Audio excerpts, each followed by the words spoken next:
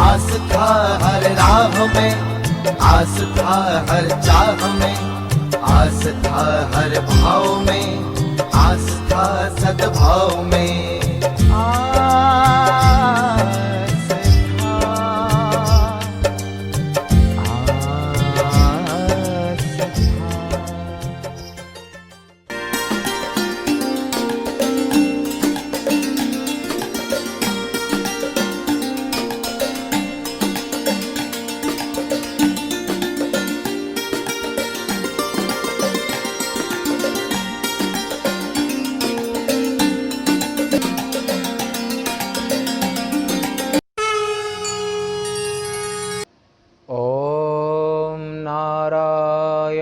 नमस्कृत्य नरो चैव नरोत्तमं देवीं सरस्वतीं व्यासं ततो जयमुदीरयेत्।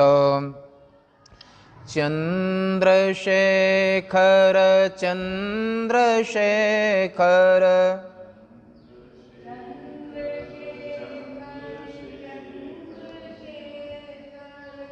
चंद्रशेखर पाहि मां।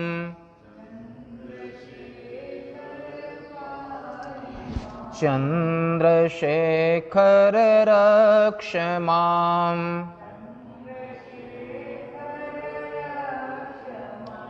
श्री महाकाल महाराज के।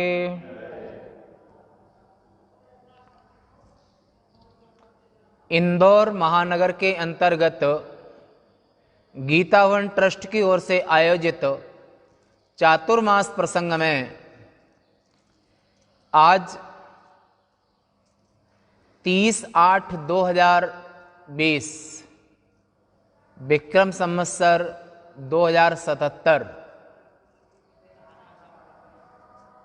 प्रातः काल के सत्र में वेदव्यास प्रणीत शिव महापुराण के अंतर्गत आप श्रवण कर रहे हैं। आरंभ से रुद्र संहिता के सृष्टि खंड में आप कल तक 17 अध्याय तक का श्रवण किया।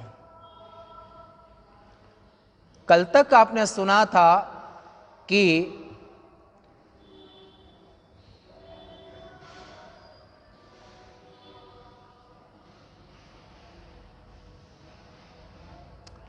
यथोचितं सुचित्तेन पूजयामास शंकरम।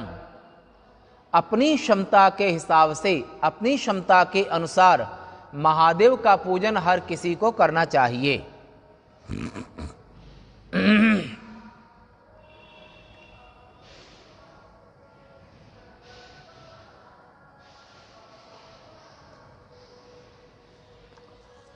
ब्रह्मा जी ने कहा श्रुत्वा तथा सवृत्तान्तं प्राक्तनं स्वं विनिन्द्य च काञ्चिद्दिशं समालोक्य निर्यौ दीक्षितांगजः। अंगजः, अंगज अंगात जातः अंगजः, अगर व्युत्पत्ति करेंगे तो अंगात जातः अंगजः। दीक्षित के अंग से दीक्षित का पुत्र गुणनिधि, जो कि पिता के द्वारा परित्यक्त है, माता से विहीन है, और जब पिता ने त्याग दिया तो उस समय वो यह समाचार सुनकर के अपनी भाग्य की निंदा करता हुआ वह दीक्षित का पुत्र गुणनिधि किसी दिशा की ओर चला गया।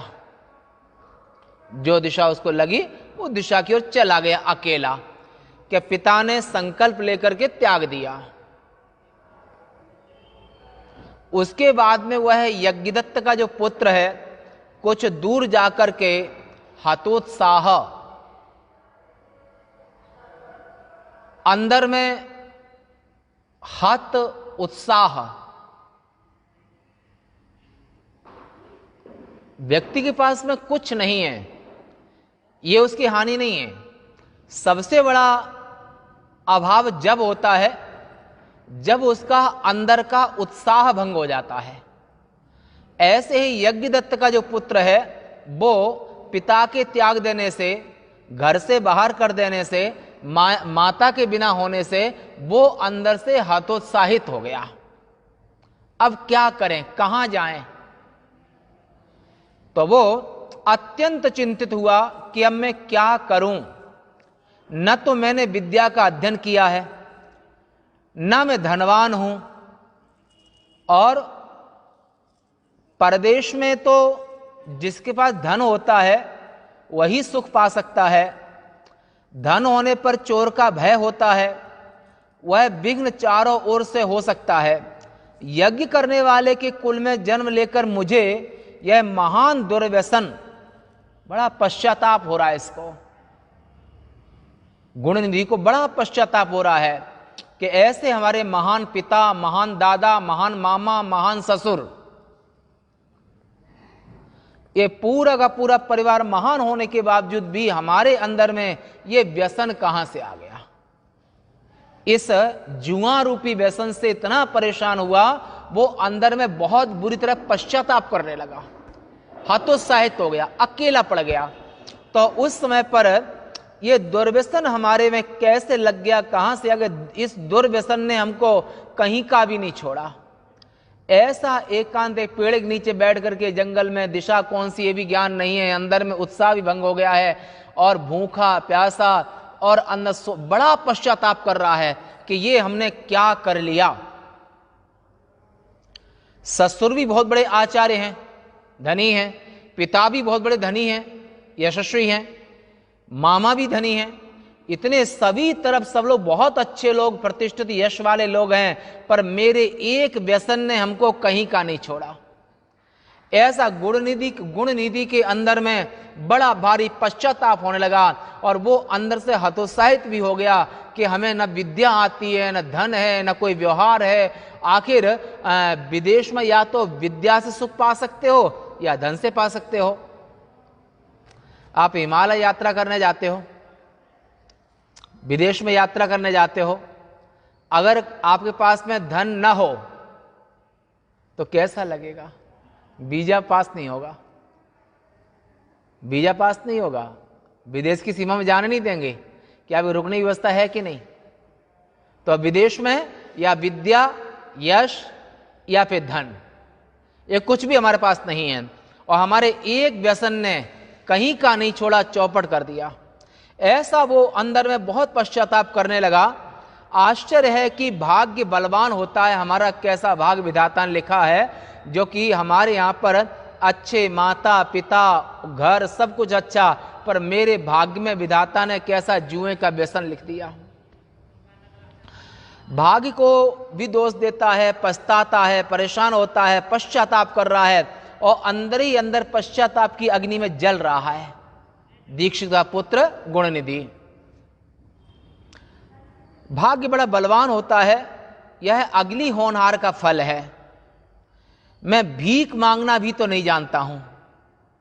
सोचने लगा कि भूख तो बहुत लगी है, पर कभी भीख भी नहीं मांगी है, भीख मांगना भी नहीं जानता हूं, विद्या भी नहीं है, धन भी नहीं है, और न मेरा कोई परिचित है, न मेरे पास कुछ धन है। अब मैं किसकी शरण में जाऊं? ऐसा मन ही मन में वो पश्चाताप। सदैव सूर्योदय होने से पहले मेरी माता मुझे मधुर भोजन दे देती थी। जब बालक और बालिका दुखी होते हैं तब सबसे पहले वो अपनी मां को याद करते हैं, चाहे गरीब का बेटा चाहे अमीर का बेटा।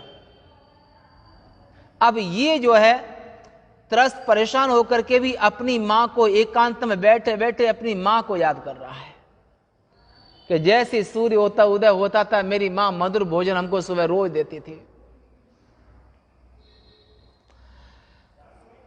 मेरी माता भी यहां नहीं है। अब ब्रह्मा जी ने कहा नारद जी से कि हे नारद,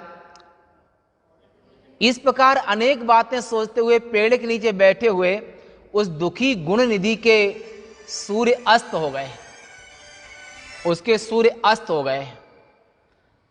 भाग्य से भी अस्त हो गया, भाग्य भी अस्त हो गया, और दिन में दिन भी ढल गया। और रात होने लगी, सूर्य भी अस्ताचल चले गए, और इधर बुद्धि भी काम नहीं कर रही है, और व्यक्ति तब मरता है जब अंदर का उत्साह भंग हो जाता है। आज इसका भी अंदर का उत्साह भंग हो चुका है। अगर उत्साह अंदर में है तो आप पुनः सब कुछ जोड़ सकते हैं। अगर उत्साह भंग हो गया है तो व्यक्ति मरे के समान ही होता है।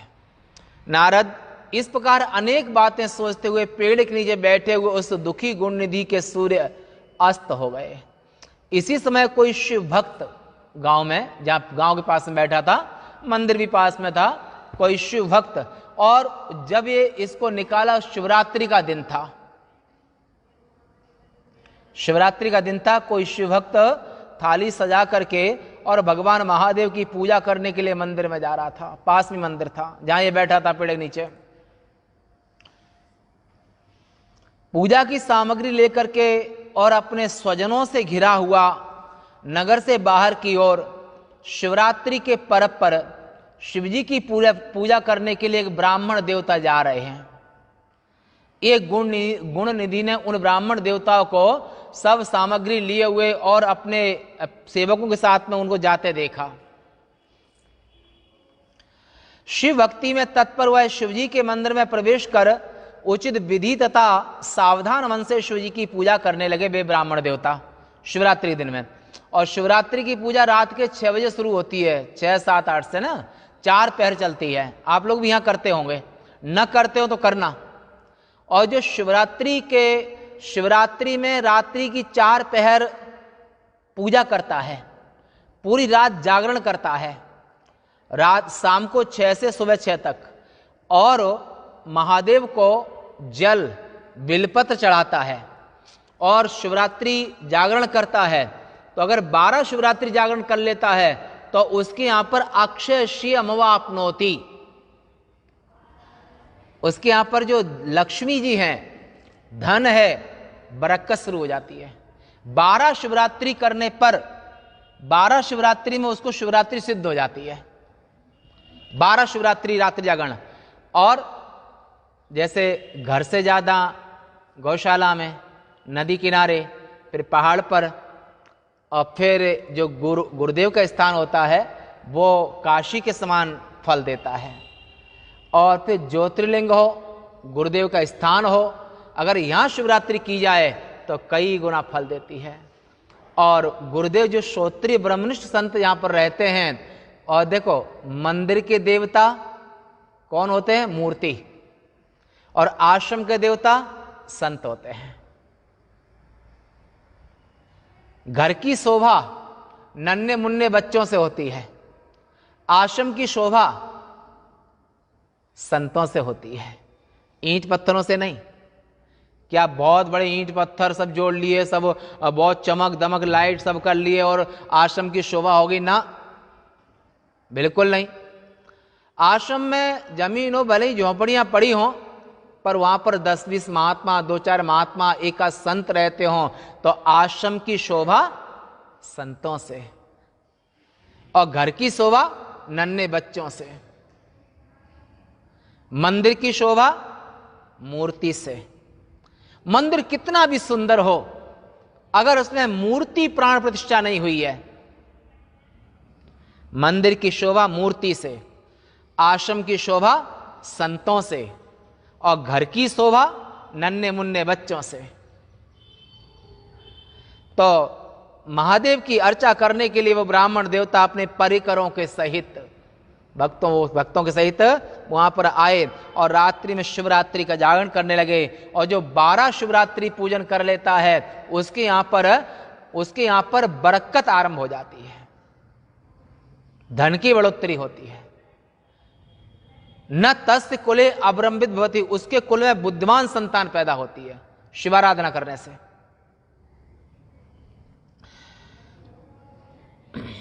विविध प्रकार के प्रसादों की गंध को सूंघ करके पिता द्वारा परित्यक्त, अब वो आए थे तो भोग वगैरह सब लेके आए थे, 4 पहर की पूजा करनी है, तो उसकी सुगंध आ गई कि गुण निधि को भूख लगी थी, भूख होने के नाते से उनको सुगंध आ गई।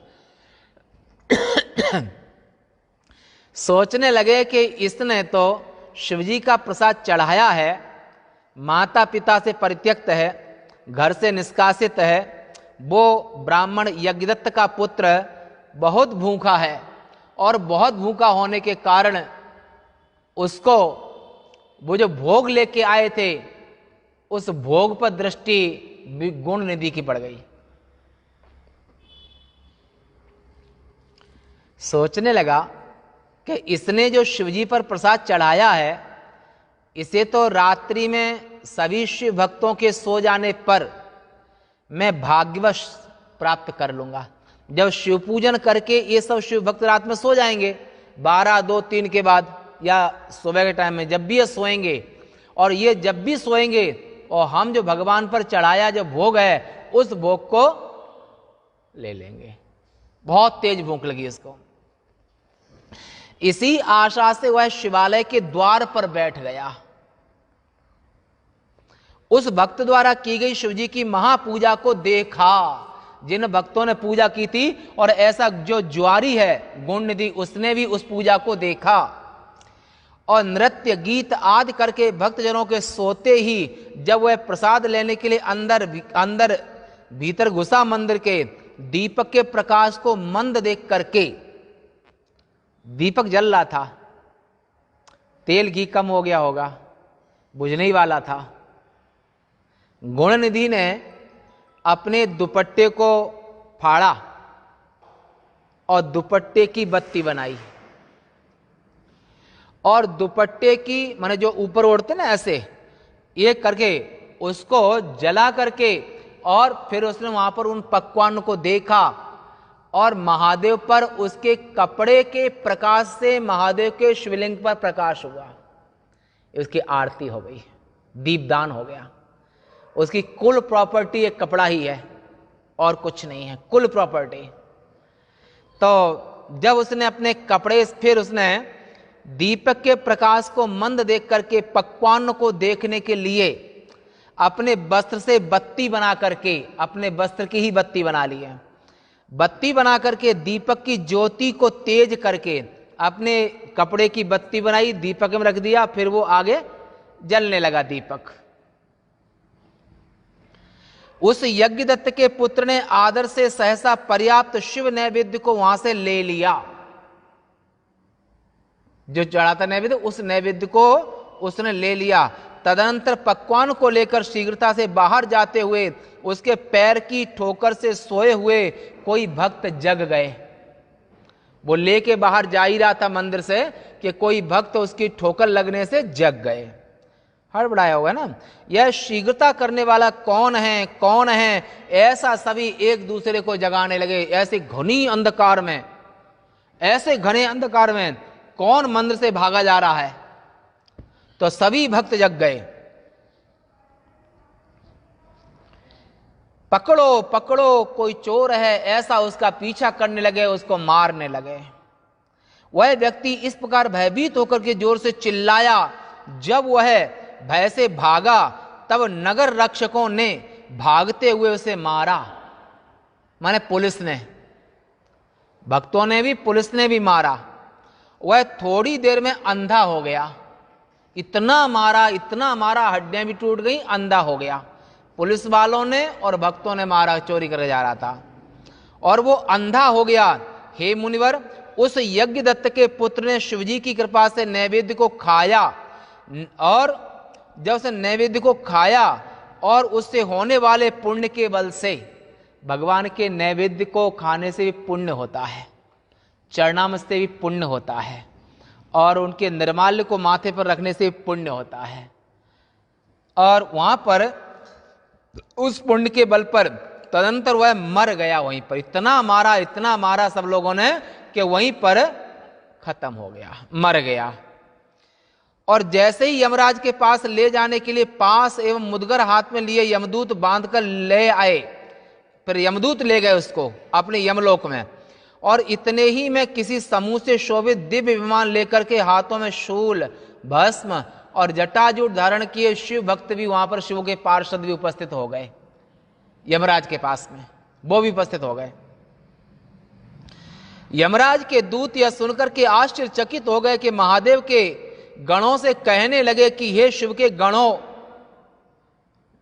और यमदूतों ने विनम्रता पूर्वक शिव गणों से इस तरह से कहा कि हे शिव गणों, इसने कुलाचार को छोड़ दिया, अपने कुल के ब्राह्मण होते हुए भी ब्राह्मण धर्म का पालन नहीं किया है, क्षत्रिय होते हुए क्षत्रिय धर्म का पालन न करना, और माता होते हुए वात्सल से रहित होना, आदि आदि वैश्य होते हुए वैश्य धर्म का पालन न करना, तो इसने अपने कुलाचार के धर्म का त्याग किया है, एक पाप।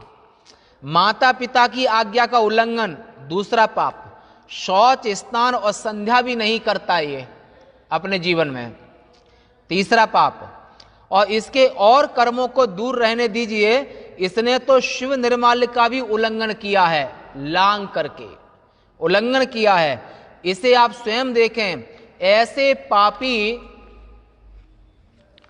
तो आप लोगों के लिए अस्पृश है। शिवगणों, ऐसे पापी आत्मा को तुम कैसे छू सकते हो?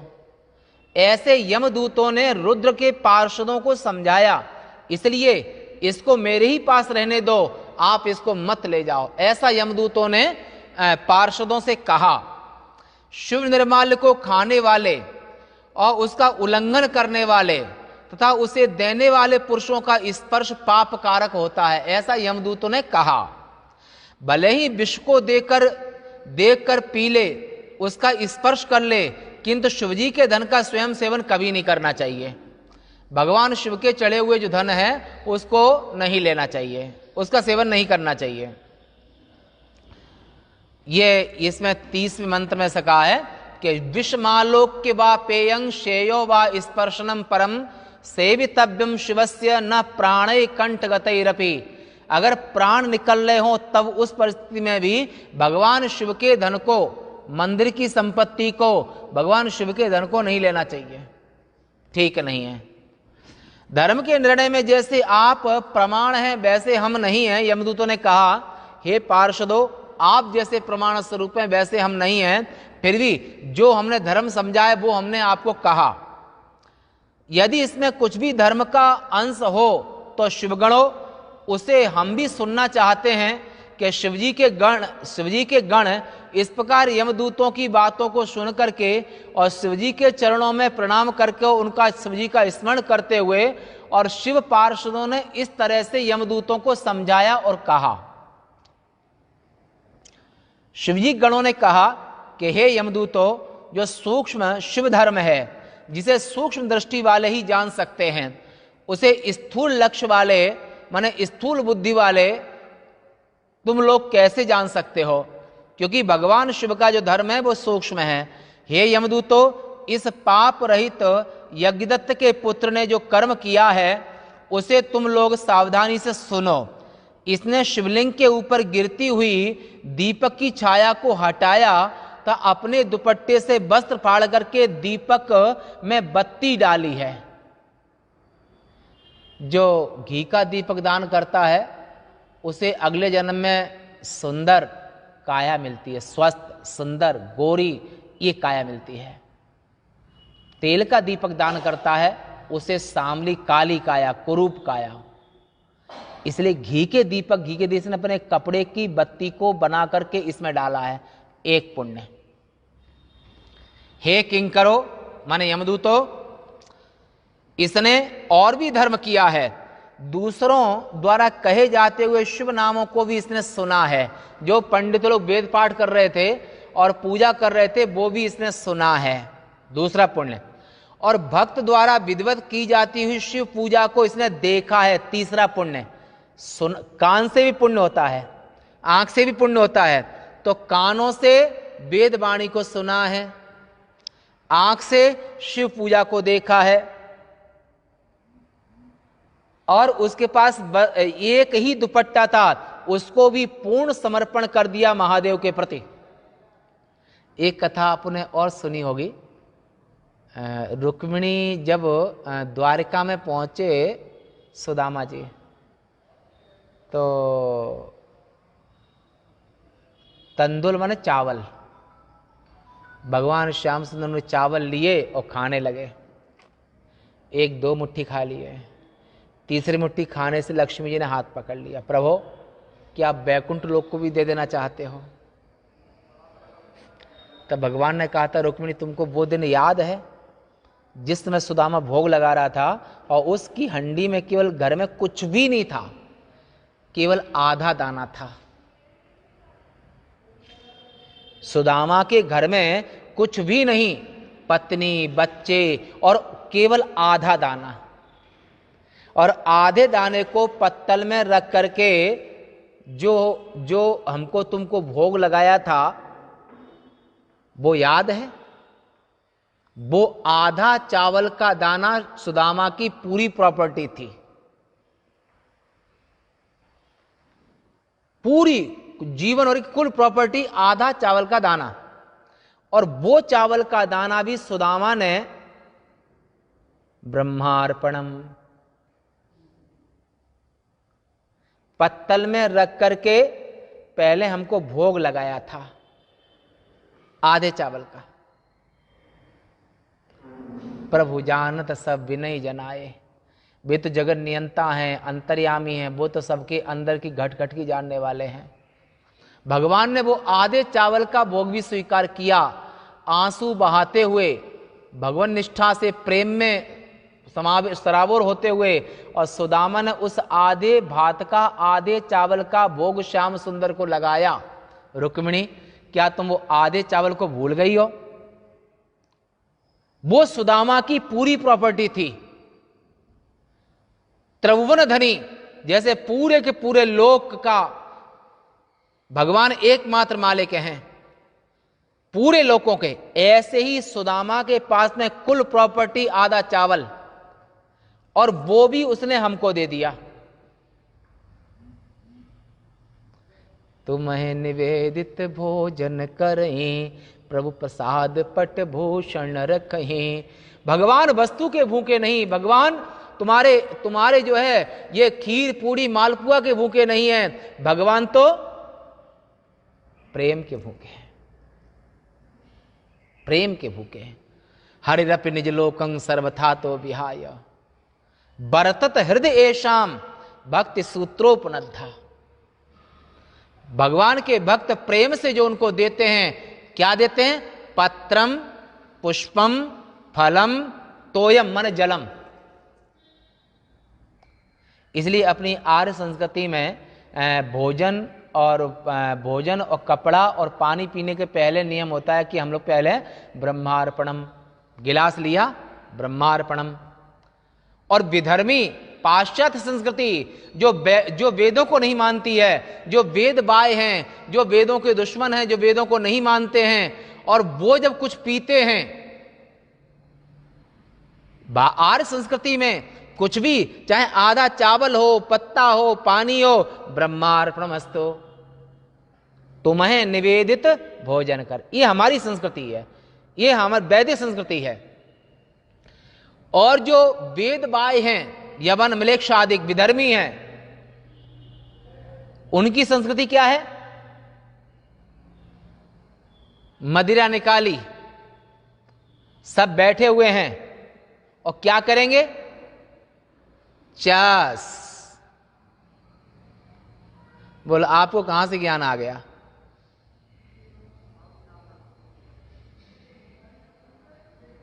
टीवी में, पिक्चर वगैरह में कई बार है? तो वहां पर बोलो जो पाश्चात्य जो मदिरा पीते हैं होटलों में, वहां पर तो उनका क्या रहता है? एक दूसरे के पात्र से पात्र स्पर्श कराएंगे मदिरा का, और मदिरा का पात्र स्पर्श करा करके बोलेंगे चस। चस का अर्थ तो हमको अभी तक नहीं मालूम, पर इतना शब्द हमको याद है। अर्थ क्या होता है वो न हम जानना चाहते हैं, ना कोई जरूरत हमको है। ये पाश्चात्य विधर्मियों की संस्कृति है, वेद बाह्य लोगों की संस्कृति है। और अगर आर्य संस्कृति ब्रह्मार्पणम, चाहे भोजन हो, फल हो, पानी हो, पहले भोजन करने के पहले ब्रह्मार्पण करते हो, तो आप भगवान के भक्त, वैदिक और सनातनी और हिंदू हो। और अगर आपस में फिर भी चस करके और पीते हो तो आप आर्य संस्कृति से बाह्य हो। आर्य संस्कृति ऐसी नहीं है, ये तो पाश्चात्य संस्कृति है, जो आपस में मदिरा का प्याला लिया और आपस में चस करते हुए और घूंटने लगे। ये पाश्चात्य विधर्मियों की संस्कृति है, आर्य संस्कृति नहीं, सनातन धर्म की संस्कृति नहीं, वैदिक संस्कृति नहीं। वैदिक संस्कृति में है, चाहे आप आधा चावल ही सामने आया है, रूखा सूखा राम का टुकड़ा, रूखा सूखा जो भी आपको मिला है भाग्यवश, उसको पहले पहले ब्रह्मार्पणमस्तु, एक पल में तुम्हें निवेदित भोजन करहीं, प्रभु प्रसाद पटभूषण धरहीं। चाहे कपड़ा पहनना है, पानी पीना है, भोजन करना है, कुछ किसी को देना है, ब्रह्मार्पणमस्तु, कृष्णार्पणमस्तु। ये संस्कृति है, ये हमारी तुम्हारी संस्कृति है, आर्य संस्कृति। आर्य का अर्थ होता है श्रेष्ठ, और अनार्य का अर्थ होता है अमर्यादित। अनार्य जुष्टम अस्वर्ग्यं च, आर्य का अर्थ होता है श्रेष्ठ, महान, श्रेष्ठ, मर्यादित, और अनार्य अमर्यादित,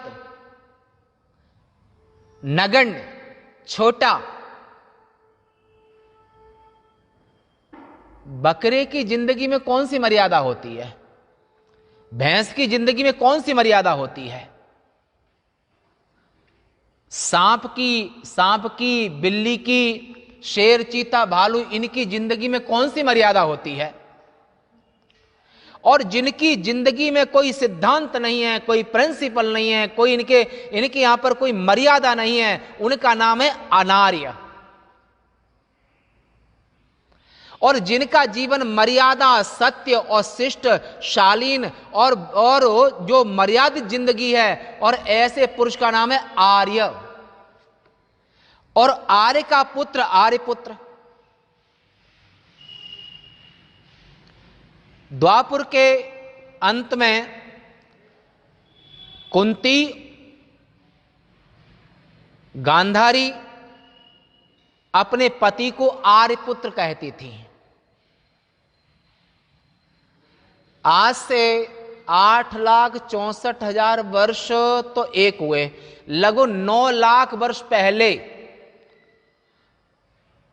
आर्यों का देश भारत देश है, और यहीं के आर्य लोग बाहर में लोगों को शिक्षा देने के लिए, सिखाने के लिए लोगों को, यहीं के लोग जो बाहर गए, कुछ बाहर बस गए, बाहर में लोगों को शिक्षा देने के लिए यहीं के लोग बाहर गए। सबसे पहले सृष्टि भारत देश में आर्यावर्त में हुई है, इसलिए आर्य बाहर से नहीं आए हैं, आर्य यहां से बाहर गए हुए हैं,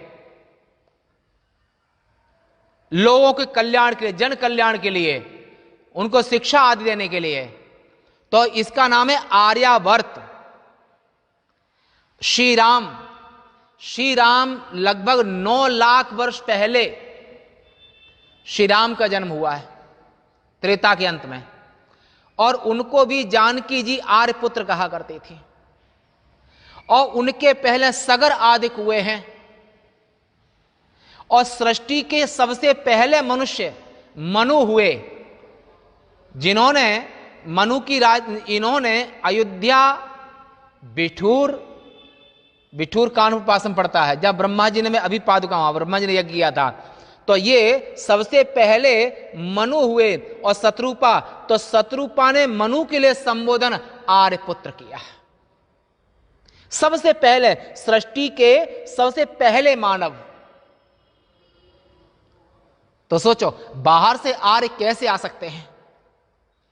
यहां से बाहर जा सकते हैं जन कल्याण के लिए, सिखाने के लिए, लोगों को खुशियां देने बाहर जा सकते हैं। लोगों को तंग तंग विद्यात शिक्षेरन पृथिव्यांग सकल मानवाः, पृथ्वी पर जितने देश हैं वे सभी देशवासी लोग आर्यावर्त में आकर के और शिक्षा ग्रहण करें। ये सबसे पहले जो मनुष्य हुए हैं मनु और शत्रुपा, ये मनु ने जो ग्रंथ लिखा है उस मनु स्मृति का ये श्लोक है।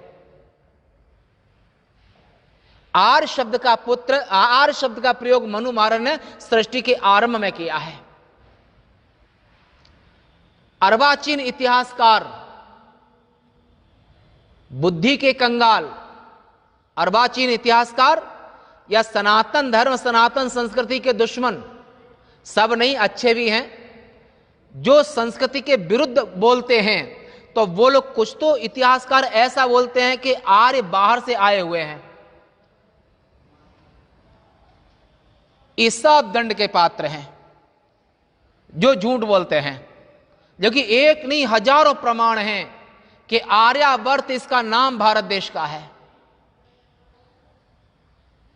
और ऐसे आर्य, आर्य के लिए केवल ये नहीं कहा कि ब्राह्मण ही आर्य हो सकता है, क्षत्रिय ही आर्य हो सकता है, वैश्य ही आर्य हो सकता है, शूद्र ही आर्य हो सकता है, ऐसा आपको नहीं मिलेगा। आर्य का अर्थ, आर्य चारों वर्णों में आर्य हुए हैं। आर्य का मतलब श्रेष्ठ, मर्यादित। तो ये आर्यावर्त में आर्यों का जो निवास स्थान है। अब यहां पर जो उसका तो उनका प्राण छूट गया, और प्राण छूटने के बाद में फिर ये बताते गए किसने ये भी पुण्य किया, ये भी पुण्य किया। और शिवगण ने ये भी कहा कि सूक्ष्म जो शुभ धर्म है, माने दुपट्टा वस्त्र फाड़ करके दीपक में बत्ती डाली थी, दीपदान का फल, हे किंकरो। और इसने और भी धर्म किया है, दूसरों द्वारा कहे जाते हुए शुभ नामों को भी इसने सुना है। आंख से पुण्य, कान से पुण्य, और अपनी वस्तु देकर के पुण्य। तब रुक्मिणी से कहा था भगवान कृष्ण ने कि वो तब उसने अपना पूरी प्रॉपर्टी दान कर दी थी। तो आप जो भगवान जगन नियंता जगदीश को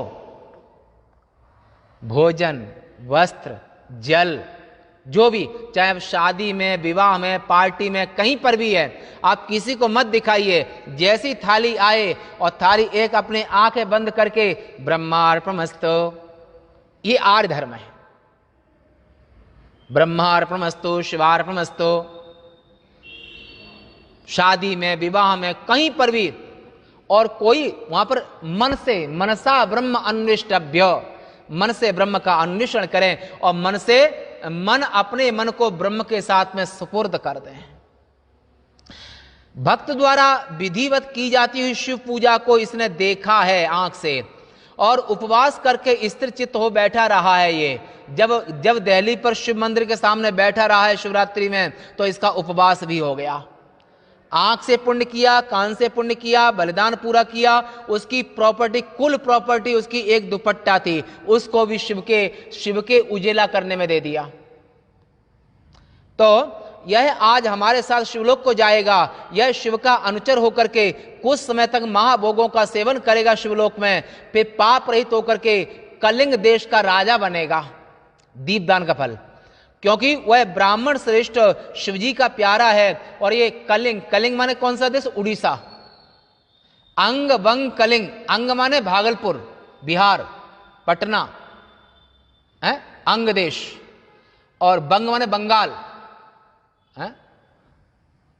नाम है ममता, और काम आप देख ही सकते हो जो न्यूज़ सुनते हो कि ममता, नाम है ममता, और काम आप देख सकते हो कि हिंदुओं के प्रति ममता का दिल क्या कहता है। और वैदिक संस्कृति के लिए क्या कहता है, ये तो आप ममता के लाइफ को, ममता के जीवन को और उसको आप देख सकते हैं। तो ऐसे तो ये कलिंग देश में राजा बनेगा इस पुण्य से, जो इसने दीपदान किया है और आंख से, नाक से और उपवास करके महादेव की सेवा की है, इस पुण्य के प्रताप से। और उसी ये शिवलोक में जाएगा, वहां से जब आएगा तो कलिंग देश का राजा बनेगा।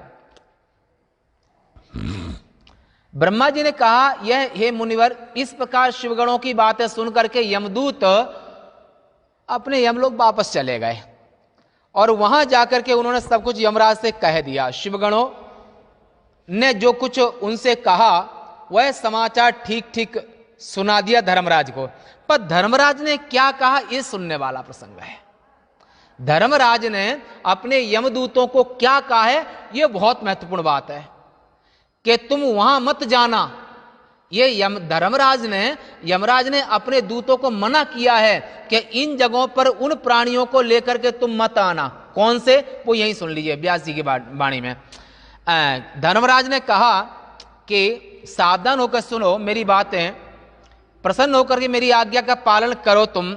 हे गणों, संसार में जितने लोग सफेद विभूति मन भस्म त्रिपुंड धारण करते हो, और उन सभी को छोड़ देना, लेके मत आना। और उन्हें कभी यह मत, अभी भी सन्यासी जो देह छूटता है तो जब अंतिम यात्रा समाधि देते हैं तो उसको भस्म लगाते हैं। देखो आपने घरों में जब कोई गृहस्थ प्राण छोड़ता है तो तुलसी और गंगाजल और उसको जो है गीता सुनाते हैं। तो बोले यहां पर ये उनको लेके मत आना जो अपने शरीर में सफेद भस्म लगाए रहते हैं, उनको भी छोड़ देना, उन्हें यहां कभी मत लाना। किसी भी कारण से जो शिव का वेश धारण करके संसार में विचरण करते हैं उन्हें भी यहां मत लाना। और जो रुद्राक्ष पहनते हैं, ऐसा जो रुद्राक्ष पहनते हैं, छोटी माला हो बड़ी माला हो, गले में रुद्राक्ष हमेशा रहना चाहिए, तो यमदूत लेने नहीं आएंगे। अगर बाई चांस मृत्यु भी हो जाती है, भगवान न करे किसी जल्दी मृत्यु हो, सब सताई होकर के लंबी आयु प्राप्त करें, परंतु रुद्राक्ष माला गले में है तो यमदूत लेने नहीं आएंगे। तो यहां पर जो रुद्राक्ष का जटा धारण करते हैं उन्हें भी यहां लेके मत आना। जो आजीविका के लिए शिव का वेश बनाते हैं उनको भी लेके मत आना है? और जो ढोंग और कपट से भी शिव वेश को धारण करते हैं, कपट से भी ढोंग से भी, तो उनको भी लेके मत आना। उन सभी को छोड़ देना, उन्हें यहां कभी न लाएं। यमराज ने इस प्रकार अपने नौकरों को आज्ञा दी और वे भी उसे स्वीकार करके मंद हास करके चुपके से वहां से चले गए। ब्रह्मा जी ने नारद जी से कहा, हे पुत्र, पवित्र मन वाले उस ब्राह्मण को शिवजी के गणों ने यमदूतों के बंधन से छुड़ा लिया। उसके बाद में शीघ्र ही शिवलोक को गया और शिव एवं पार्वती की सेवा करके समस्त सुख भोगों का सेवन करके अगले जन्म में वह, ध्यान रखना, शिवलोक में जगन माता पार्वती और शिव की सेवा गुणनिधि ने की। और फिर जब काल कुछ निकला तो उसके बाद में उड़ीसा में वो राजा बना, कलिंग में उड़ीसा देश में वो राजा बना। किसका फल? कान से श्रवण किया, आंख से पूजा देखा, हृदय से चिंतन किया और प्रभु का प्रसाद खाया, और अपने जो कुल प्रॉपर्टी एक ही कपड़ा था उसको भी बत्ती के रूप में प्रभु को दे दिया, उजाला कर दिया मंदिर में। तो इसे दीप दान का बड़ा महत्व है, ध्वजा दान, दीप दान, ऐसा। कलिंग देश के राजा अरिंदम का पुत्र हुआ। अरिंदम एक राजा थे तो उनका पुत्र बना ये, इसका नाम दम रखा गया। अरिंदम का पुत्र दम रखा गया।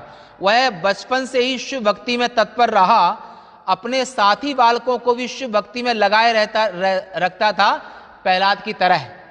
एक बात और आपने सुनी होगी, पहले हमने कहा था कि हमारे तुम्हारे शरीर कितने भी चेंज हो सकते हैं,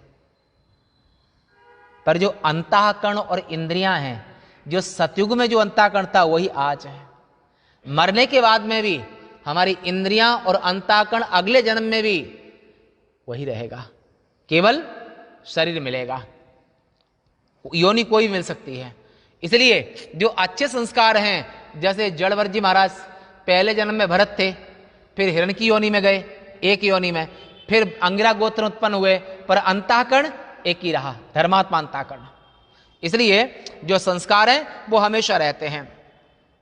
और पिता की मृत्यु हो जाने के बाद युवावस्था में राज्य को प्राप्त करके दम ने अरिंदम की मृत्यु, उनके पिता अरिंदम की मृत्यु हुई और दम राजा बना। जब वो राजा बना तो उसने घोषणा करवा दी और उसने भक्तिपूर्वक अनेक शिव धर्मों को प्रारंभ किया और पूरे उड़ीसा देश में, उड़ीसा में शिव भक्ति का प्रचार किया।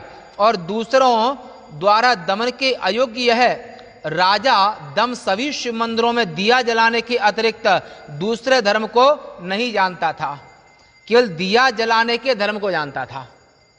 यहां शिखर है, शिखर के ऊपर जो ध्वजा चढ़ाता है, ज्योतिर्लिंग का हो, द्वारकाधीश का हो, मंदिर का हो या आश्रम का जो ध्वजा हो, ध्वजा चढ़ाने से यश बना रहता है, कीर्ति बनी रहती है।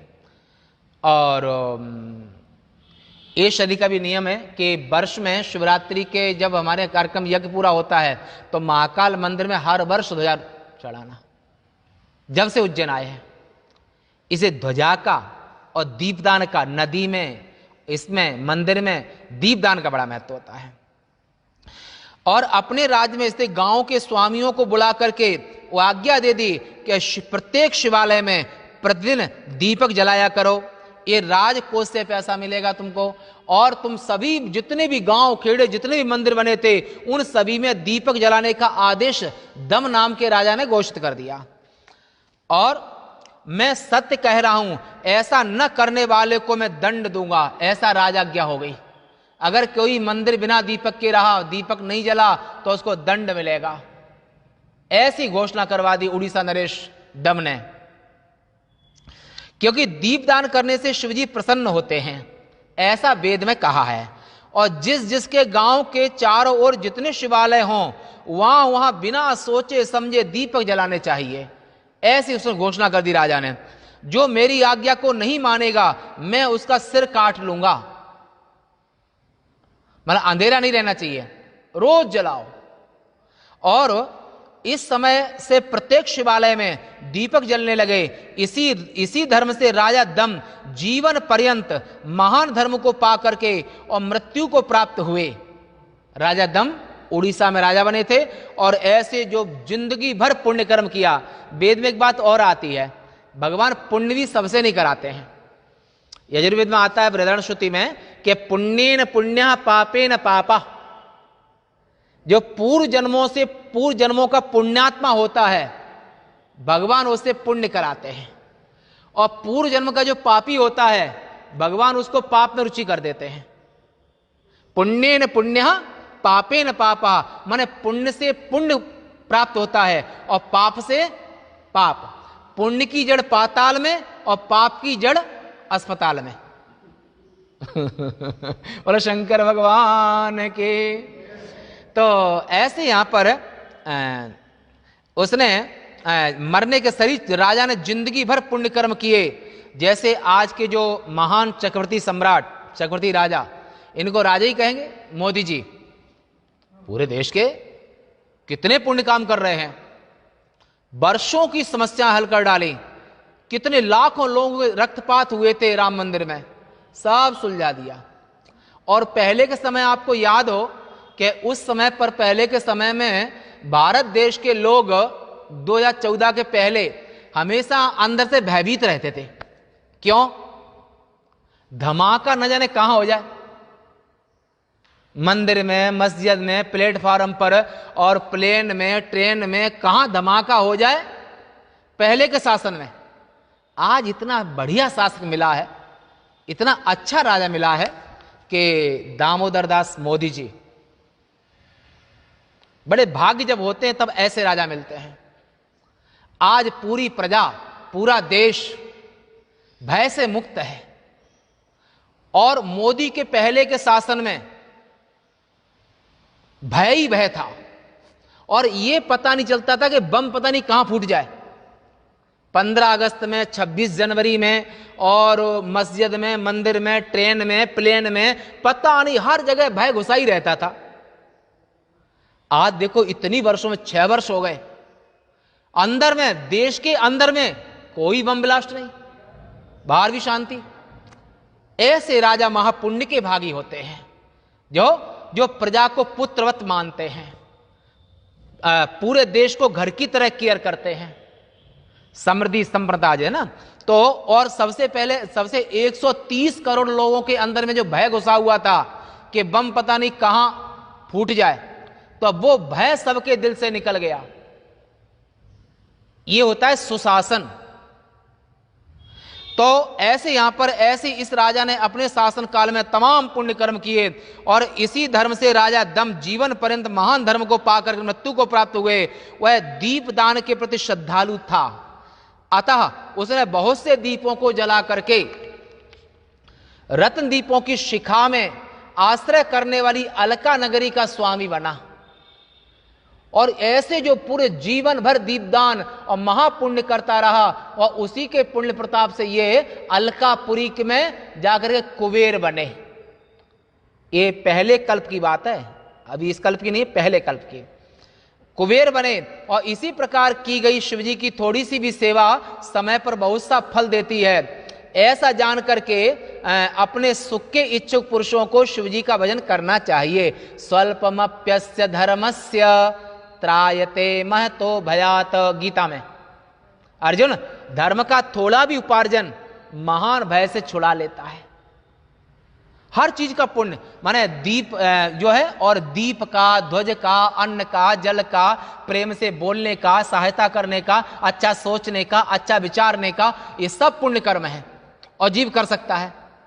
परंतु ये आपके अंदर भावना और मन में संकल्प कब होगा? जब पूर्व जन्म का पुण्य होगा। तो पूर्व जन्म के पुण्य के प्रताप से पुण्येन पुण्यः, पुण्य से, जैसे व्यापारी कहते हैं ना कि धन से धन कमाते हैं।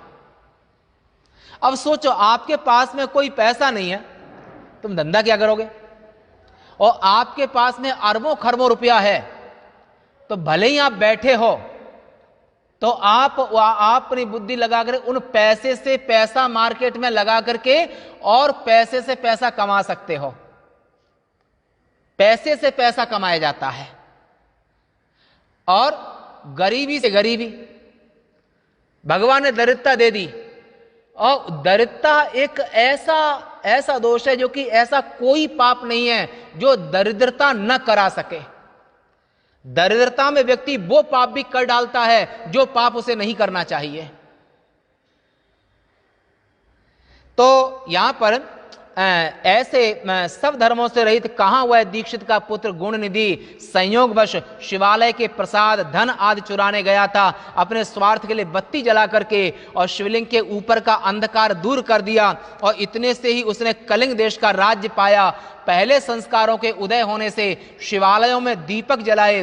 हे मुनिवर देखिए, उसे दिक्पाल की पदवी प्राप्त हुई, माने कुबेर बन करके अलकापुरी का राज्य कर रहा है। इसी प्रकार यज्ञदत्त के पुत्र गुण निधि का चरित्र और शिवजी के संतोष का वर्णन कर दिया।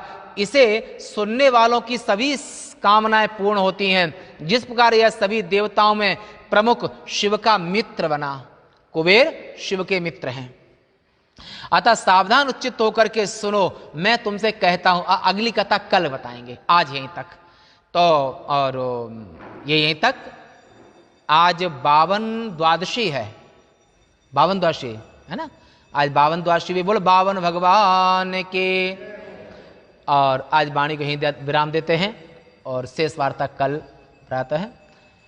और पूर्णमदः पूर्णमिदं पूर्णात् पूर्णमुदच्यते पूर्णस्य पूर्णमादाय पूर्णमेवावशिष्यते। ओम शांति शांति शांति।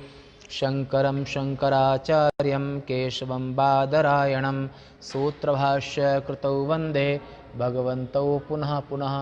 ईश्वरो गुरुरात्मेति मूर्तिभेद विभागिने व्योमवद्व्याप्तदेहाय दक्षिणामूर्तये नमः। ओम शांति शांति शांति। सत्य सनातन धर्म के अधर्म का प्राणियों में विश्व का गोवध बंद हो, भारत अखंड हो। नमः पार्वती पतये हर हर महादेव। महादेव।